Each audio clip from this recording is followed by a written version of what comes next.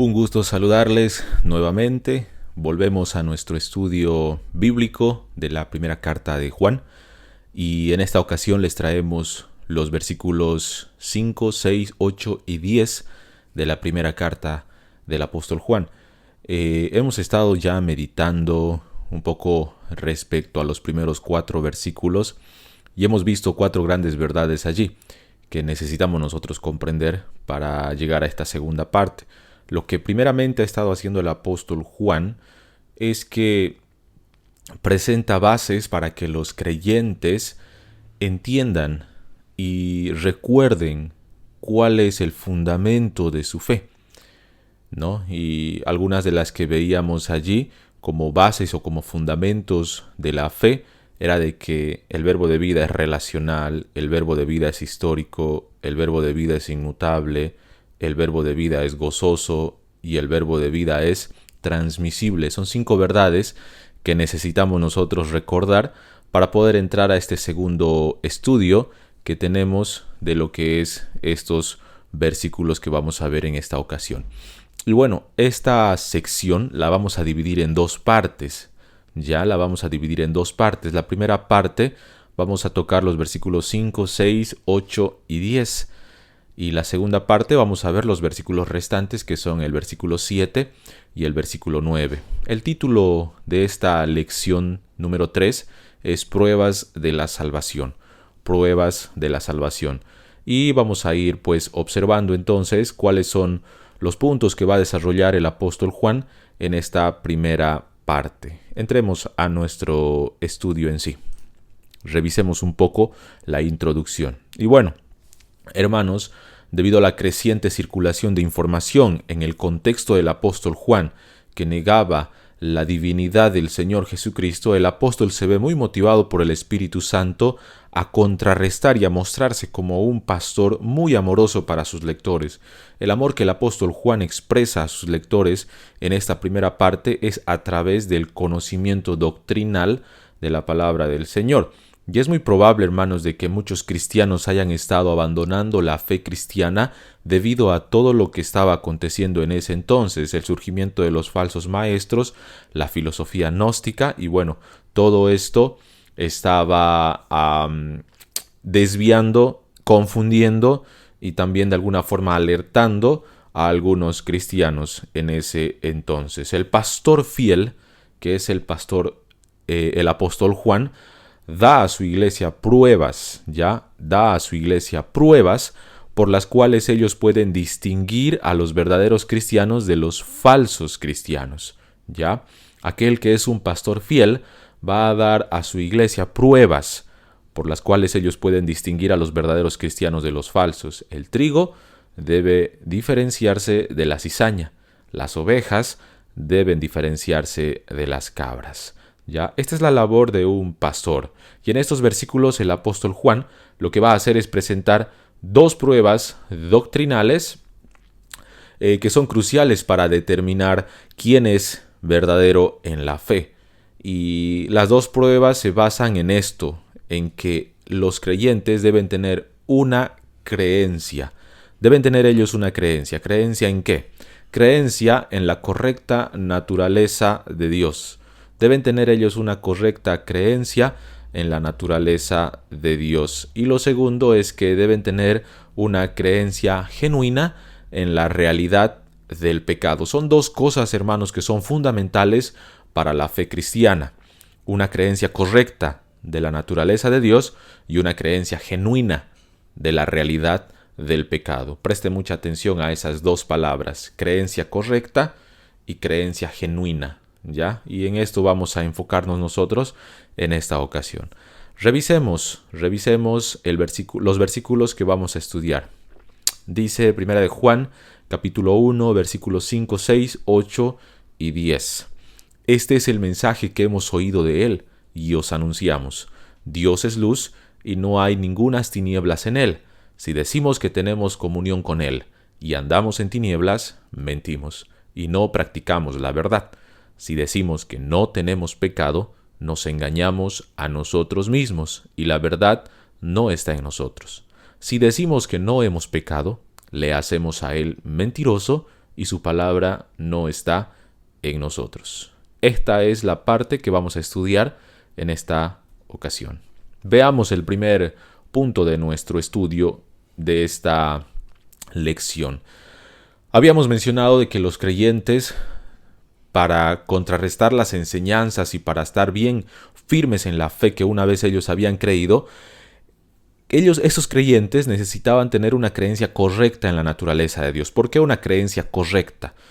Porque nuevamente los falsos maestros estaban introduciendo enseñanzas a la iglesia que no eran correctas, y parte de la concepción de Dios era una concepción incorrecta. Ya de por sí habíamos estudiado de que una de las cosas que estaban pasando en ese entonces es la negación de la divinidad de Cristo y el gnosticismo que exponía, ¿no es verdad?, la naturaleza del ser humano, que su espíritu bueno yace en un cuerpo malo. Entonces decimos de que el cuerpo es malo y el espíritu es bueno. Entonces no importa lo que se haga con el cuerpo, lo que sí importa es lo que se haga con el espíritu. Lo mismo ocurre aquí con el asunto de Dios. Tenían una concepción incorrecta acerca de Dios, una creencia incorrecta acerca de la naturaleza de Dios. Y lo que Juan hace es presentar una correcta creencia, la creencia correcta en la naturaleza de Dios, ¿ya? Y el versículo en el que se sitúa este punto es en el versículo 5. Dice: este es el mensaje que hemos oído de él y os anunciamos. Dios es luz y no hay ningunas tinieblas en él. Nuevamente Juan va a comenzar a decir insistentemente que el mensaje que él anuncia es el mensaje que él había oído del Señor Jesucristo. Recuerde que la transmisión que él realiza es en base a lo que había visto, a lo que había palpado, a lo que había escuchado tocante al verbo de vida. Y este es el mensaje, dice él, que hemos oído de él. Jesús es la fuente perfecta de la revelación relacionada con la naturaleza y el carácter de Dios. Y aquí nosotros encontramos, hermanos, 3 declaraciones sobre Dios. No es solamente en este versículo, sino en Juan 4:24 tenemos nosotros de que Dios es espíritu, ¿no es verdad? Dios es espíritu. En 1 de Juan 2:5 tenemos de que Dios es luz.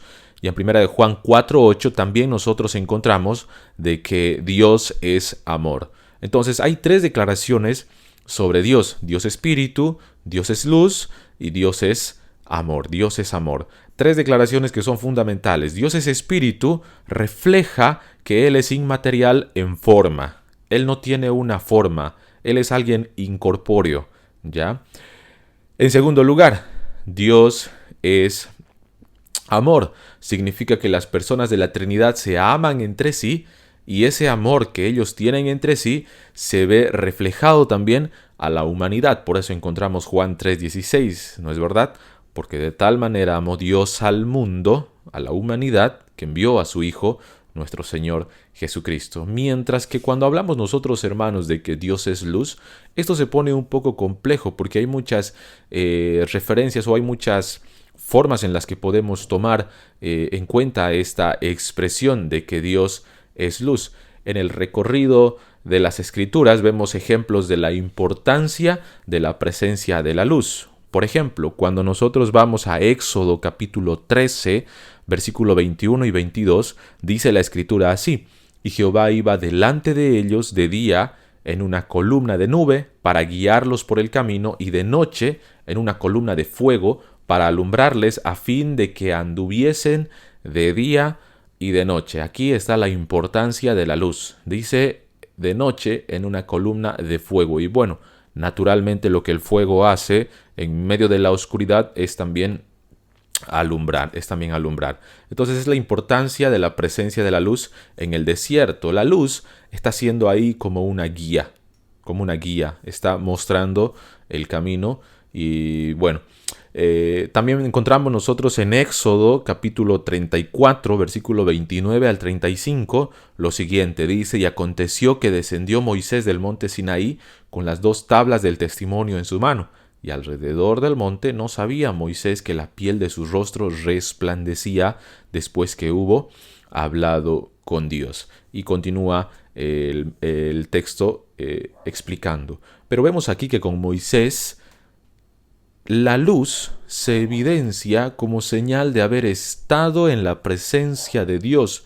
Moisés no podría tener, hermanos, ese resplandor en su rostro si no hubiese estado en la presencia de Dios. El hecho de permanecer un tiempo con el Señor, con Dios, hizo que Moisés tuviera ese resplandor en su rostro para que los demás puedan darse cuenta. Y bueno, hermanos, toda persona que está en la presencia del Señor, siempre se va a notar el resplandor de su rostro, siempre se va a notar de que estuvo con el Señor, siempre, ¿ya? Siempre se va a notar. Y bueno, hermanos, nosotros encontramos también otra referencia en la transfiguración. En Mateo capítulo 17, versículo 2 dice, y se transfiguró delante de ellos, hablando del Señor Jesús, y resplandeció su rostro como el sol, y sus vestidos se hicieron blancos como la luz. Y aquí encontramos nosotros a la luz como muestra de su gloria plena, como muestra de su gloria plena. En 2 Corintios capítulo 4, versículos 4 al 6 encontramos muy bien la importancia de Dios como luz y su papel en la vida cristiana. Podemos nosotros revisar, hermanos, esa cita donde dice el apóstol Pablo, en los cuales el Dios de este siglo cegó el entendimiento de los incrédulos para que no les resplandezca la luz de la gloria, la luz del Evangelio de la gloria de Cristo, el cual es la imagen de Dios. Porque no nos predicamos a nosotros mismos, sino a Jesucristo como Señor y a nosotros como vuestros siervos por amor de Jesús. Entonces, aquí está, hermanos, la importancia de Dios como luz y su papel en la vida cristiana, ¿no? Y este texto nos muestra de que el Evangelio resplandece como una luz en nuestro ser, en nuestras almas, para espantar, para disipar las tinieblas y que resplandezca el Evangelio y que muestre todas las cosas que hay dentro de nuestra alma. Entonces, hermanos, en el Salmo 36:9 dice, porque contigo está el manantial de la vida. En tu luz veremos la luz. En tu luz veremos la luz. Y este salmo, hermanos, lo que hace es que define muy bien lo que la luz es. Es fuente de luz. Lo que Dios es. Dios es fuente de luz. Dios es luz en el sentido de que Él es vida. Dios es luz en el sentido de que Él es vida y que es la fuente y el sustento tanto de la vida física como de la vida espiritual. Hermanos, nosotros dependemos completamente de Dios. No dependemos de nosotros mismos. Nuestra existencia, nosotros subsistimos por Dios, ya no por nosotros mismos. Y este salmo lo que dice, porque contigo está el manantial de vida, en tu luz veremos la luz. Mientras la luz del Señor permanezca, nosotros vamos a permanecer si estamos en Cristo, ya si nosotros estamos en Cristo, hermanos. Entonces, dos cosas que representa la luz, y eso vamos a ver en esta ocasión. Lo que la luz representa. En primer lugar, la luz representa la verdad de Dios. La luz representa la verdad de Dios. Una de las pruebas de la salvación es tener una creencia correcta, recuerde, una creencia correcta en la naturaleza de Dios, una creencia correcta en la naturaleza de Dios. ¿Quién es Dios? ¿Qué creo yo de Dios? Eso va a demostrar dónde yo estoy varado. Si estoy con Cristo o estoy sin Cristo. Y en la naturaleza de Dios encontramos que Él es la luz. No es una luz, no, Él es la luz. Y que la luz representa la verdad de Dios. En el Salmo 119, versículo 105, dice la Escritura, hermanos, lámpara es a mis pies tu palabra y lumbrera a mi camino. Lámpara es a mis pies tu palabra y lumbrera a mi camino. La verdad de Dios, la palabra de Dios es la verdad de Dios. Y esa palabra, esa verdad es lumbrera al camino, al estilo de vida, a nuestro comportamiento de cada uno de nosotros. ¿Ya? Lámpara es a mis pies tu palabra y lumbrera a mi camino. La verdad de Dios es lo que nos muestra por dónde nosotros debemos andar, por dónde nosotros debemos caminar. Y el Salmo 119, 130 dice, hermanos, la exposición de tus palabras alumbra, hace entender a los simples. La exposición de tus palabras alumbra. Y cuando dice aquí la exposición, es la presentación del mensaje. Es la muestra de las verdades de la Escritura, alumbran a nuestras vidas y hace entender a los simples. La palabra de Dios, hermanos, es sencilla. Sencilla no por irrelevante, sino sencilla porque es comprensible para todos. La luz representa la verdad de Dios, hermanos. Es por eso que la luz y la vida de Dios están intrínsecamente relacionados con la verdad. La luz y la vida están intrínsecamente relacionados con la verdad, relacionados con Dios. Mire, todo esto tiene mucha correlación, hermanos. Lo que la luz representa, también representa la virtud y la conducta moral. La virtud y la conducta moral. Pablo les recordó a los creyentes en su condición pasada, Pablo recordó a los creyentes su condición pasada para mostrarles su condición actual. Eso es lo que dice Efesios capítulo 5, versículo 8, porque en otro tiempo erais tinieblas, mas ahora sois luz en el Señor. Andad como hijos de luz. Andad como hijos de luz, porque el fruto del Espíritu es en toda bondad, justicia y verdad, ¿no? Pablo les recuerda aquí a los creyentes en Éfeso su condición pasada para mostrarles la condición actual que ellos tenían. Ustedes antes estaban en tinieblas, pero les resplandeció la luz del Evangelio, mas ahora son luz en el Señor. El hecho de que seamos luz en el Señor y ya no tinieblas con el rey de este siglo, con el príncipe de este siglo, eso nos lleva a nosotros a la responsabilidad de andar como hijos de luz, dando este fruto que menciona en el versículo 9 diciendo, porque el fruto del Espíritu es en toda bondad, justicia y verdad. De esa manera, darse cuenta de que ya no están en tinieblas, sino en la luz, están en Dios, ¿no? Nuestra virtud y conducta moral. Eso es lo que representa la luz, virtud y conducta moral, ¿no?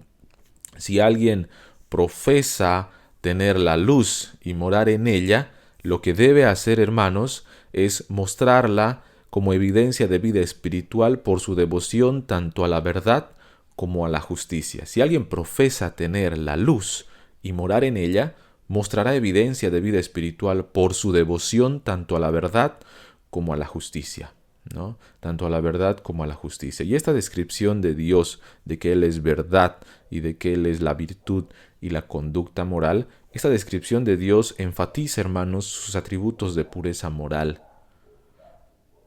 Enfatiza también su omnisciencia, reforzando el enfoque de Juan sobre nuestra necesidad de confesar el pecado. Si la luz representa virtud y conducta moral, y Dios es luz, entonces estamos entendiendo de que Dios es un ser sin pecado. Dios es un ser en el cual no puede tener al pecado frente a sí. Y si nosotros somos hijos de Dios, hemos de presentarnos a Dios como aquellos que están sin pecado. No en su plenitud, pero sí en su practicidad. No debemos practicar nosotros el pecado. Y bueno, hermanos, tener una correcta creencia de la naturaleza de Dios nos ayuda a nosotros a vivir diariamente en piedad delante del Señor. Cuando sabemos quién es Dios, nosotros entendemos la forma de vida que debemos llevar en esta tierra. Él es luz, y si yo soy su hijo, yo debo andar en la luz, entendiendo de que su palabra es lámpara a mis pies y lumbrera a mi camino, entendiendo de que la exposición de sus palabras alumbra, y debe alumbrar mi ser, debe alumbrar mi corazón. Ya no estoy en tinieblas, ahora estoy en la luz, porque la luz del Evangelio resplandeció dentro de mí. Resplandeció dentro de mí. Entremos, hermanos, a nuestro segundo punto.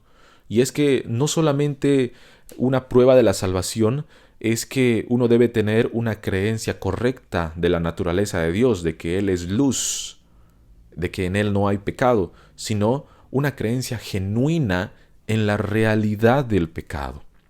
una creencia genuina en la realidad del pecado. Y la cita para esto la tenemos frente a nosotros.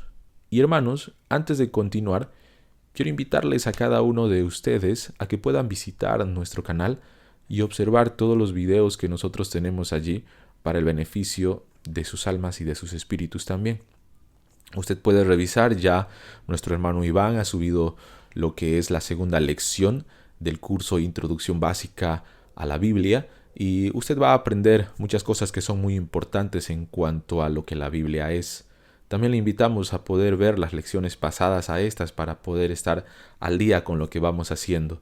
Todo esto, hermanos, los hacemos con un interés en que ustedes conozcan más acerca del Señor Jesucristo. No buscamos la gloria nuestra, sino que buscamos de que el pueblo de Cristo también sea edificado. Hay muchos que no tienen un lugar donde prepararse, un lugar donde capacitarse, y lo que nosotros queremos hacer es brindarles esas herramientas para que ustedes sigan creciendo en el conocimiento del Evangelio. Les invitamos a visitar nuestro canal, y si es que le gusta todo el contenido que estamos compartiendo, suscríbase para seguir recibiendo más información al respecto. Revisemos, hermanos, este versículo. Dice así: si decimos que tenemos comunión con Él y andamos en tinieblas, mentimos y no practicamos la verdad. Si decimos que no tenemos pecado, nos engañamos a nosotros mismos y la verdad no está en nosotros. Si decimos que no hemos pecado, le hacemos a Él mentiroso y su palabra no está en nosotros. Fíjese que hay tres cosas que van de manera correlativa aquí. Si decimos que tenemos comunión con Él y andamos en tinieblas diciendo de que estamos en comunión con Él, estamos mintiendo y no practicamos la verdad. Si decimos que no tenemos pecado, la verdad no está en nosotros. Primero dice, no practican la verdad. Si dicen que no tienen pecado, no tienen la verdad, no están en la verdad. Y si dicen que no han pecado, no tiene la verdad ni siquiera Dios, porque Dios está mintiendo en lo que dice en la Escritura acerca de lo que es el pecado, ¿no? No solo la creencia correcta en la naturaleza de Dios es una prueba de la salvación, sino, hermanos, una creencia genuina en la realidad del pecado. Una creencia genuina en la realidad del pecado. Ahora, escuche lo que hace el apóstol Pablo en Romanos capítulo 2, versículo 14 al 16. Él dice: porque cuando los gentiles que no tienen ley hacen por naturaleza lo que es de la ley, estos, aunque no tengan ley, son ley para sí mismos, mostrando la obra de la ley escrita en sus corazones, dando testimonio su conciencia y acusándoles o defendiéndoles sus razonamientos. En el día en que Dios juzgará por Jesucristo los secretos de los hombres, conforme a mi evangelio. Y aquí nosotros vemos que Pablo pone en evidencia que la humanidad ha tratado de negar la realidad del pecado. Una creencia genuina o una creencia real del pecado. Hermanos, ¿cuál es el concepto que el mundo tiene del pecado?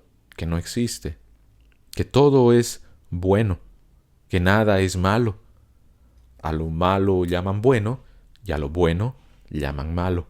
Entonces, para el ser humano, el pecado es irrelevante, mas para el cristiano, el pecado no es irrelevante. El pecado es real y el pecado debe ser exterminado de nuestras vidas. Debe ser exterminado de nuestras vidas. Negar el pecado, hermanos, es un asunto grave. Negar la realidad del pecado es un asunto grave, y negar el pecado en sí mismo en nosotros es también muy grave. Dice el profeta Malaquías en el capítulo 1, en el verso 6 al 8, el hijo honra al padre y el siervo a su señor. Si pues yo soy padre, ¿dónde está mi honra? Y si soy señor, ¿dónde está mi temor?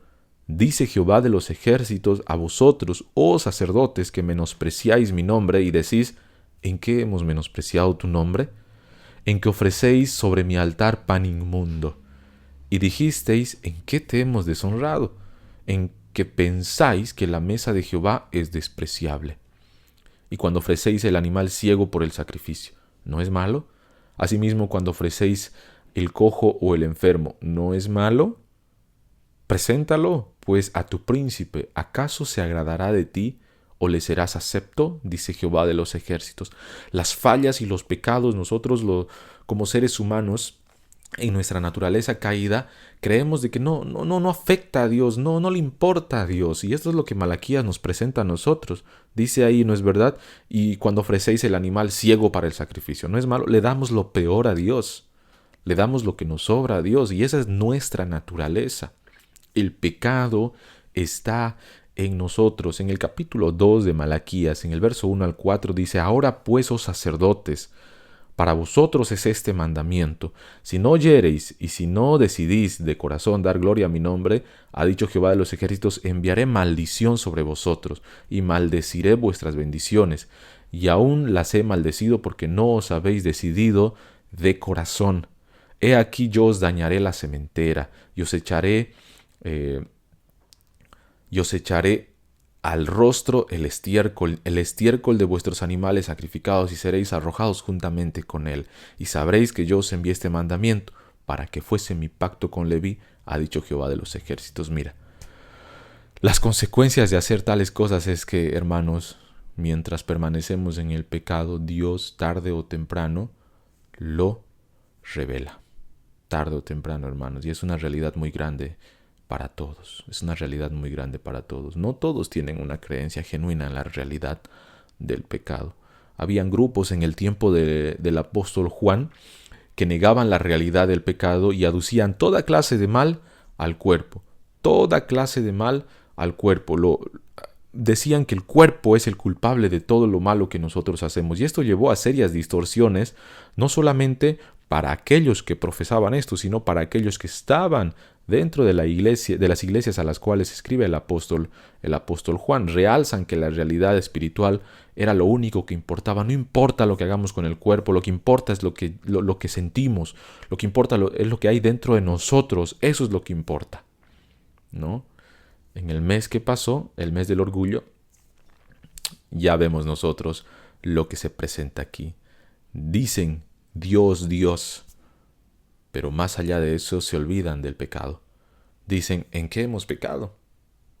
Es lo que yo siento, lo que importa es lo de adentro, no lo de afuera. No, realmente, lo que importa es también lo de adentro. Y también importa lo de afuera, ¿no? Entonces, lo que se hacía con la carne era insignificante, incluyendo el pecado. 3 grupos encuentra el apóstol Juan en esta sección que nosotros tenemos frente a nosotros. 3 grupos. Y estos son los 3 grupos que nosotros tenemos. Primero, los que estaban en tinieblas. Los que estaban en tinieblas. ¿Qué hacían estos que estaban en tinieblas? Versículo 6 dice: si decimos que tenemos comunión con Él y andamos en tinieblas, mentimos y no practicamos la verdad. Ahí estaba ese primer grupo a quien se refiere el apóstol Juan.